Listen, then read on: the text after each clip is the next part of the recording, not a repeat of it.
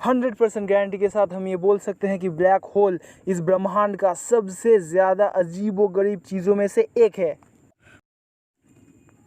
Black hole को अगर मैं शॉर्ट में बोलना चाहूँ तो ये स्पेस की एक ऐसी जगह है जहाँ का गुरुत्वाकर्षण बल बहुत ही ज़्यादा स्ट्रॉन्ग है, बहुत ही ज़्यादा, और इससे कोई भी चीज़ बच नहीं सकती, यहाँ तक कि लाइट तक इससे बच नहीं सकता।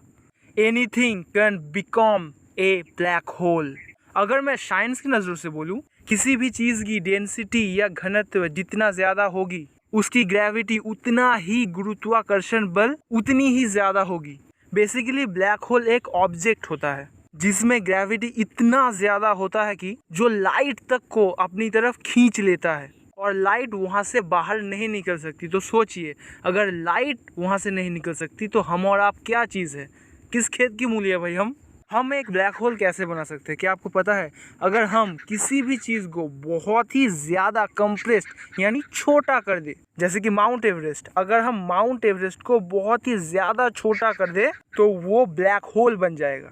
अगर आप धरती को बहुत ही ज़्यादा कंप्रेस करके छोटा कर दोगे, बिल्कुल एक हाथ के ऊपर मटर के दाने की तरह, तो शायद वो ब्लैक होल बन सकती है। बट ऐसी टेक्नोलॉजी बनाई ही नहीं गई, और बनाकर भी क्या उखाड़ लेते। फॉर्मेशन इन ब्लैक होल, सॉरी प्रोनाउंसिएशन में थोड़ी सी गलती हो गई। Formations of A black hole, sorry. कई स्टार्स हैं, उनमें से कई सूर्य से भी बहुत ज़्यादा बड़ा है, हमारे सन से भी बड़ा।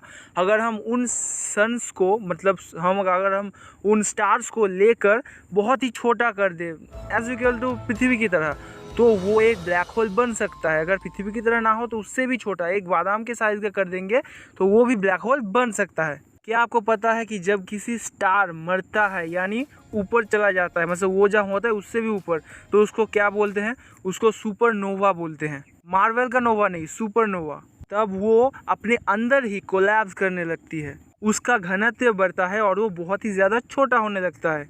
छोटा होते होते उसका घनत्व इतना ज़्यादा हो जाता है कि लाइट भी अब उससे बच नहीं सकता। वही वो समय है जब वो ब्लैक होल बन जाता है। उसे हम सिंगुलैरिटी कहते हैं, SINGHLARITY,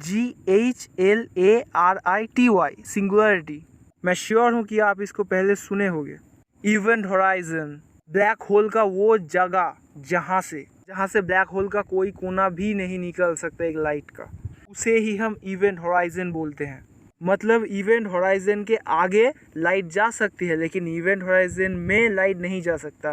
बेसिकली आप ये सोच सकते हैं कि एक मिठाई है, मिठाई के पास तो चींटी जा सकता है लेकिन अगर उसमें उठा तो आप उसे मार देंगे।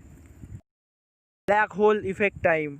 क्या आपको पता है कि ब्लैक होल टाइम को इफेक्ट करता है? यस, ब्लैक होल टाइम को खा लेता है, बिल्कुल एक क्या कहते हैं उसे, एक मिठाई की तरह खा लेता है, जैसे टाइम उसके बाप का हो। ब्लैक होल का घनत्व इतना ज़्यादा है कि वो स्पेस टाइम को खा लेता है, यानी उसमें बाधा प्राप्त करता है, जिससे टाइम वहीं पर थोड़ा सा रुक जाता है। जैसे कि सोचो कि आप जा रहे हो ब्लैक होल के पास, और अगर आप ब्लैक होल के पास एक रॉकेट से ठीक इवेंट होराइजन से थोड़ी दूर पे, जहाँ पे आपको कोई खतरा नहीं है, वहाँ पर अगर आप अपने 20 साल में गए हो शादी करके, तो जब आप अर्थ पे वापस आओगे तो देखोगे आपकी 3 पीढ़ियाँ निकल चुकी है, आपकी बीवी ऊपर चली जा चुकी है और आप ऊपर से नीचे आए हो। क्या मज़ा आएगा यार, ऐसी लाइफ में मेरे को भी जाना है। आपके पास कोई रॉकेट हो तो मुझे भेजना, मैं जाऊँगा उसमें। मतलब आपकी टाइम पृथ्वी से बहुत ज़्यादा कम धीमी स्पीड से चलेगा। जैसे कि आपको मैंने बताया कि आप वहाँ पर गए थे, इसीलिए स्पेसशिप के अंदर आपका टाइम बहुत ही स्लो चल रहा था, और इसी वजह से आप जब अर्थ पे आओगे तब वो सब होगा। Happened if you inside a black hole. अगर आप ब्लैक होल में गिर जाओ तो क्या होगा? आप अगर ब्लैक होल में पड़ो तो क्या होगा पता है? एक रॉबर की तरह खींच जाएगी आपकी बॉडी। जैसे कि ब्लैक होल का घनत्व बहुत ही ज़्यादा है, तो इसीलिए आप जब उसमें गिरोगे ना तो आपके बॉडी को वो बिल्कुल छोटा कर देगा, इधर से उधर से। जैसे कि एक बबल गम को हम अपने माउथ पे रख के चबाते हैं, वैसे ही ब्लैक होल भी आपको चबा लेगा, और आपके हड्डियों के चूर्ण होने की आवाज़ से हमारे कान फट जाएंगे।